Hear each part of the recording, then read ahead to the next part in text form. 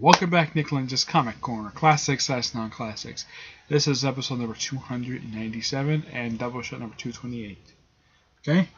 First up, Batgirl, Volume 1, Silent Night. Now, this is not Barbara Gordon. This is Cassandra Cain. The I should put this, the second official recognized Batgirl. And she's not white, she's Asian. Well, actually, she's biracial. Her father is white, but her mother is Asian. The character was created by Chuck Dixon and Kelly Pudick. There was like one other person. I had to look it up here. There were three people who created her, but Kelly Pudick is the one who actually is writing the series. Now, her mother, Lady Shiva, she doesn't find out in this trade. She finds out later that Lady Shiva is her mother. Lady Shiva is a creation of Denny O'Neil, the same guy who created characters like Ra's al Ghul in the League of Assassins, Talia al Ghul. Yeah, this is the same guy. Yeah. But as for David Cain and Cassandra Cain, they were creations of Chuck Dixon. They came years later, and she first showed up during the events of No Man's Land, which they do reference in here. This book takes place like not long after No Man's Land is finished. They do reference in here that she is 17, which is kind of around the same time that Barbara Gordon is normally depicted as when she first put on the costume. But there is one noteworthy difference between Cassandra Cain and Barbara Gordon. Cassandra Cain is shorter than Barbara Gordon. Like, if you would draw a picture of how Barbara Gordon is normally depicted at her normal height, she's taller than Cassandra Cain by about a few inches. I mean, when you look at her, she's probably thinking, oh.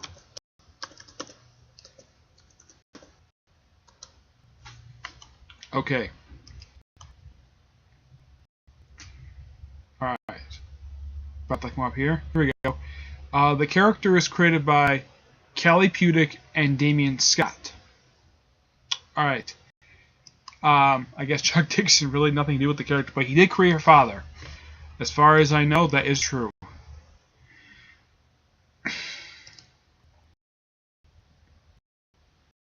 Nope, actually it was Kelly Pudick and Damian Scott. Yep. My mistake. I actually thought it was Chuck Dixon. Well, the thing is, David Cain does show up in here, but oh yeah, and Damian Scott is actually the artist who draws I would say just about almost all the issues in here, along with Coy Tumble, Dale Eaglesham, who actually is a very good artist, by the way. He recently did Secret Six. Mike Deodato, Pablo Relamadi, and that's it. Here's a sample of the artwork. It is very gorgeous. Damian Scott does a great job drawing Cassandra Cain. Oh, and this is something a bit unusual for a Batman spin-off title. For a series not called Batman, Batman shows up in every single book. I mean, he shows up more in here aside from his own series. I mean, yeah, I get the fact that he is,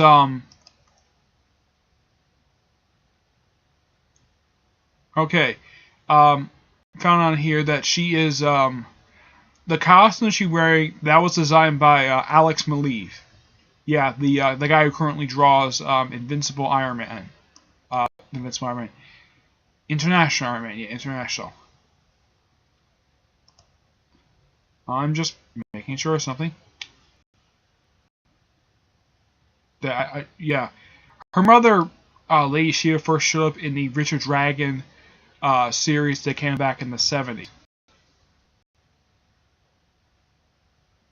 Yeah, it was Denny O'Neil. Richard Dragon, Kung Fu Fighter. That was the series she first showed up in.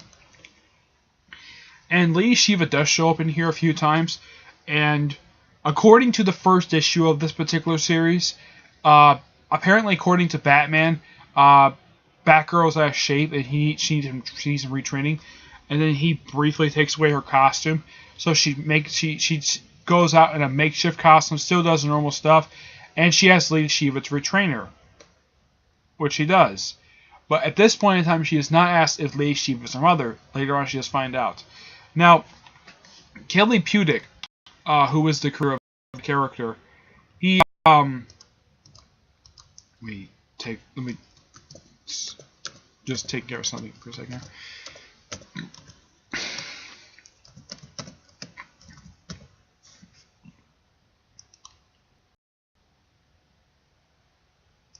Yeah, I need to take care of something here.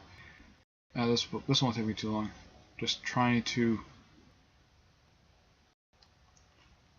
Now, Chuck Dix himself did write sound issues, not all of them. No, he didn't. Thank you. Kelly Pudick. And I thought Kelly Pudick was actually a woman. I'm not kidding. I thought this person, because when I hear the name Kelly, a lot of the time I think it's a woman, because Kelly is a woman's name. Kind of the same thing with the name Stacy, but I have seen it where there was a character from the episode Burn Notice, where his first name was Stacy. Alright, here's Kelly Pudick. Kelly Pudick did the first 19 issues. First 19 issues, 21-25, 27-29, and 33-37.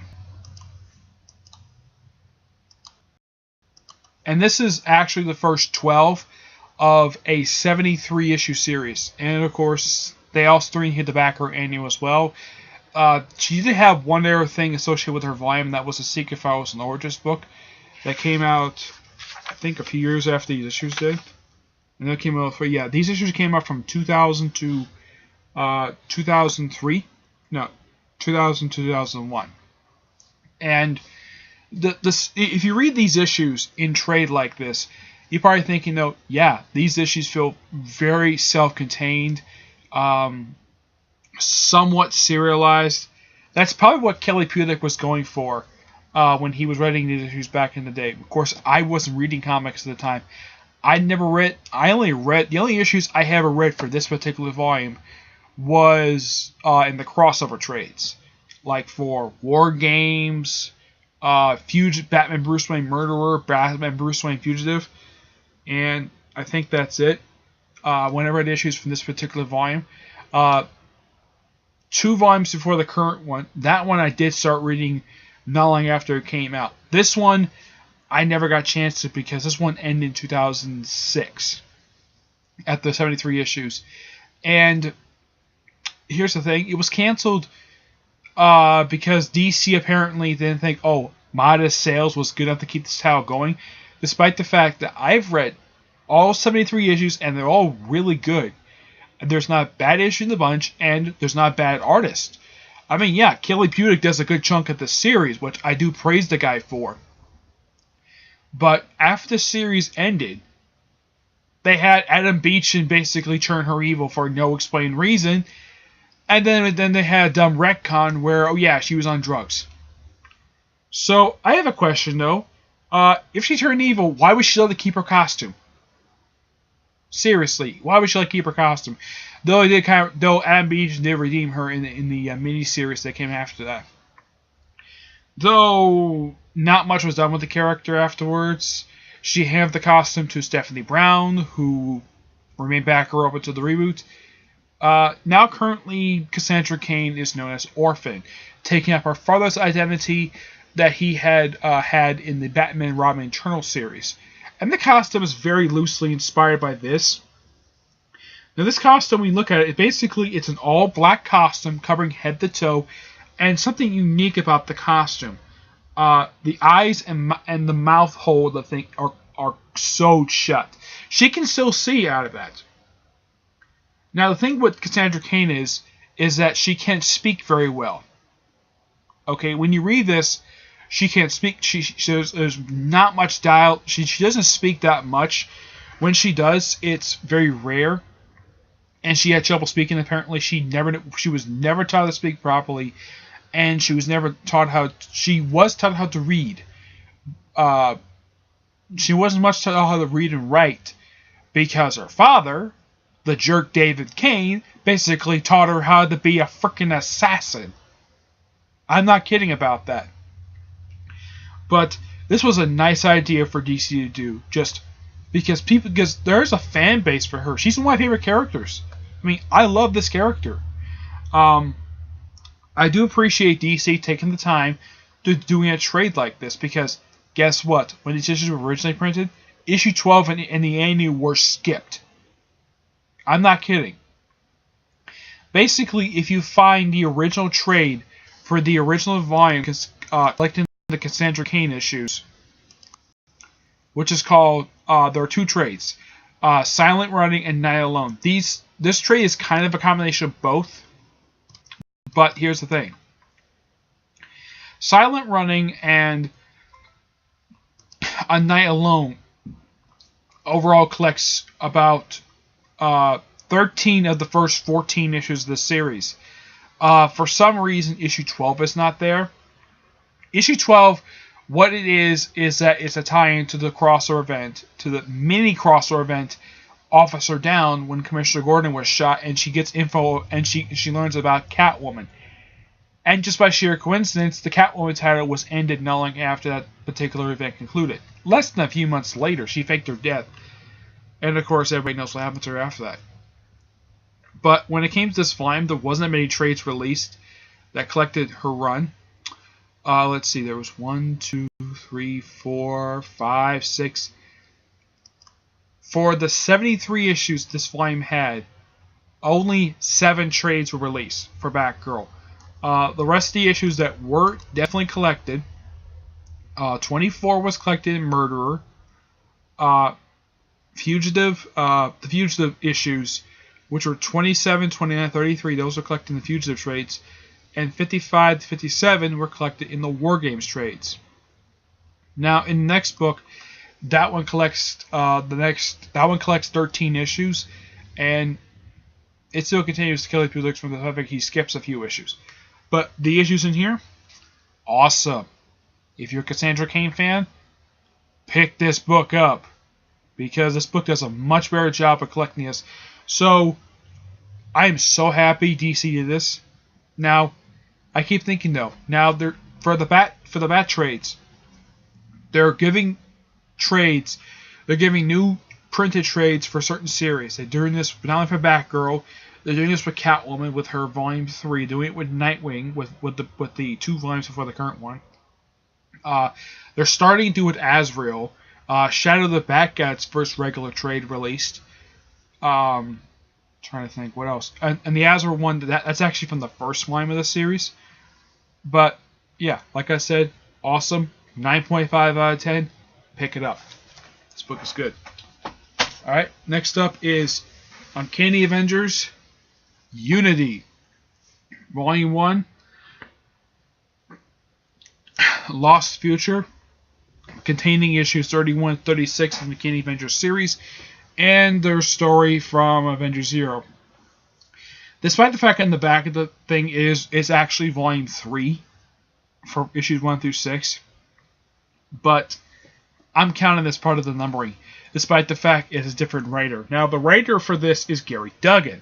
The first 2 volumes were written entirely by Rick Remender.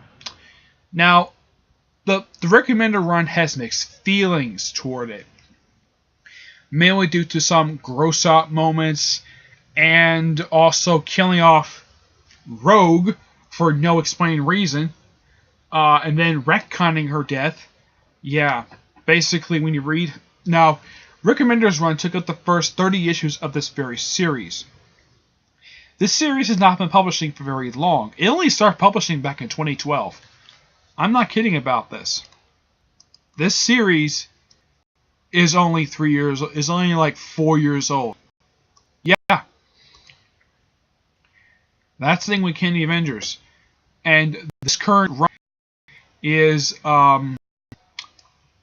13 issues in. So that means that the series has published exactly 43 issues overall. Now, there are a few different stories in this book. First is a 4-part that takes to the first quarter of the trade. Issue 0 is simply how Deadpool joined the Unity Squad. The Unity Squad is basically what it is. What it was meant to be, and let me show you the first trade, what the team is supposed to look like. Yeah, this was the promoted lineup. Now, see this trade right here? That was the promoted lineup they had when the series first started, where the lineup was Steve Rogers, who was Captain America, who was still Captain America. This is before he got the power, before he got Sarah taken away from him. Scarlet Witch, Thor, Havoc, Rogue, and Wolverine. Though it took a while for some of these characters to actually officially join the roster of the team. Then, after the opening arc of the series, they had Wonder Man, the Wasp, and who was one other person? Sunfire. They had those guys on the team, and the roster remained pretty much the same up until the relaunch, where they replaced. Well, Wolverine already left the team, and along with Sunfire. Wolverine left because he lost his healing factor, and Captain America left because he got old. And they replaced it with this roster. This was the roster from the previous volume for the series, which some of these members, I'm not sure why they quit. Like, Vision is no longer on the team.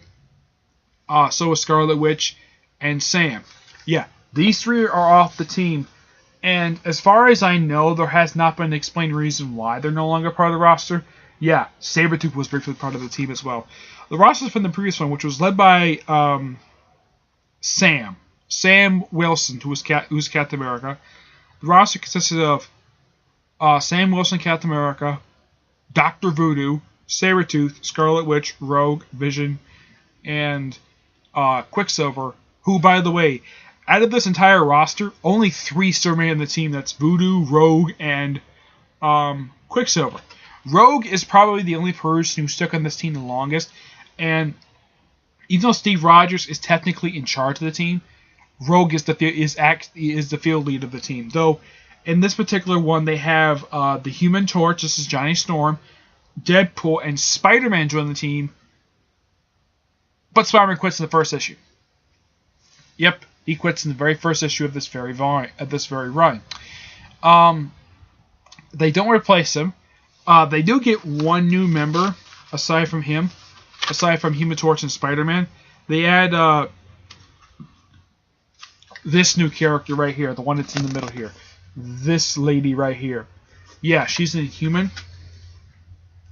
Yeah, after the Avengers vs. X-Men, Scott Summers admitted, yeah, the Avengers should have more to have the mutants. So, yeah. So, her name is, let's see. Okay, her name is Snappies. I think that's how you pronounce her name. She's a new member of the team, and they also have, believe it or not, you probably thinking though, really, Duggan, you add this guy to the team, and you're probably like, stop laughing. Cable, the son of Cyclops, joins the roster with issue 4. That was a very smart idea. I mean, no one was using the character. The character had been kicked off his own team. So it was kind of a nice idea to throw him on a team. Now, originally he was just going to stay with the team just to help up with the first arc. But he decided to stay on because of what Steve told him. That the secret mission of the Uncanny Avengers is to look for the Red Skull and get Charles Xavier's brain back. Something that kind of was happening in the opening arc of the actual series.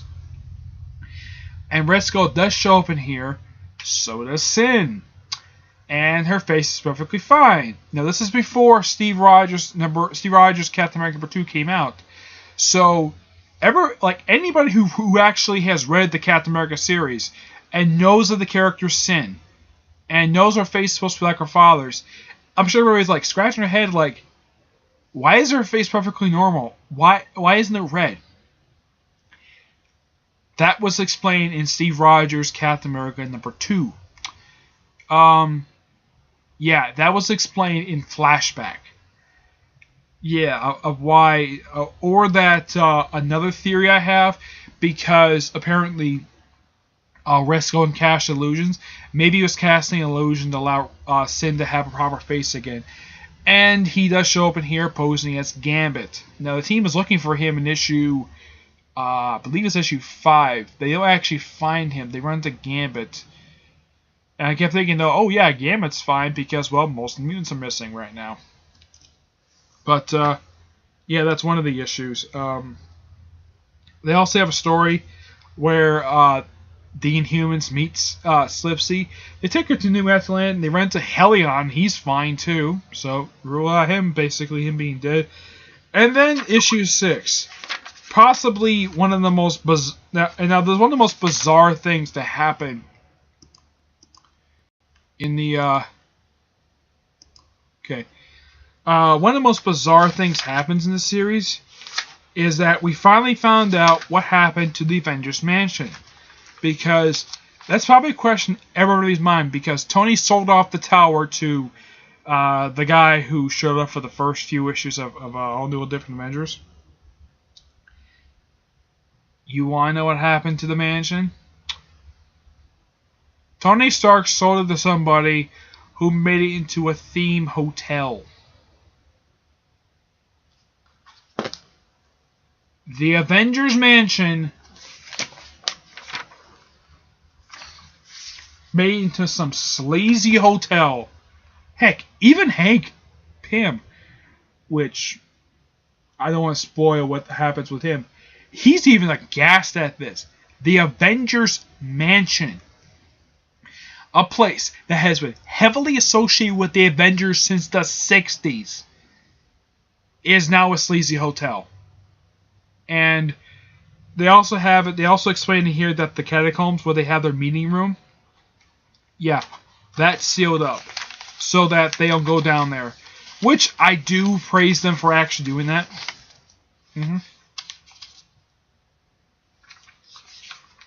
Yeah, here it is. Here's the entrance to the assembly room. Yeah, the place where the Avengers held their meetings for years. And it's sealed up. Yep. Yeah, apparently Resco is hiding there for some reason, and I don't think that's ever been explored as of right now. But I gotta say, now I've heard some people say that the first 4 issues were kind of disappointing to him because the Shredder was not interesting of a villain for Gary Duggan to do. But I do appreciate him writing Deadpool in character, and because he's writing this at the same time he's writing the Deadpool ongoing series. So, yeah, he throws in the humor that's kind of associated with Deadpool. I actually like the issues in here. I especially kind of like the last issue, especially because we finally figured out what happened to the Avengers Mansion.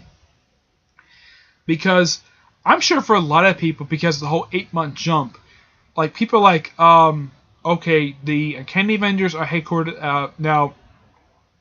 We had thought that maybe the All New Avengers may be headquartered at the tower because, well, everyone thought that.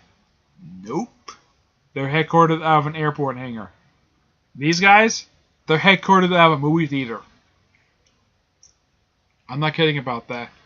So, it's quite bizarre that Tony sold off the mansion to become a sleazy hotel. But despite that, these were good issues and great artwork too by the various different artists in here.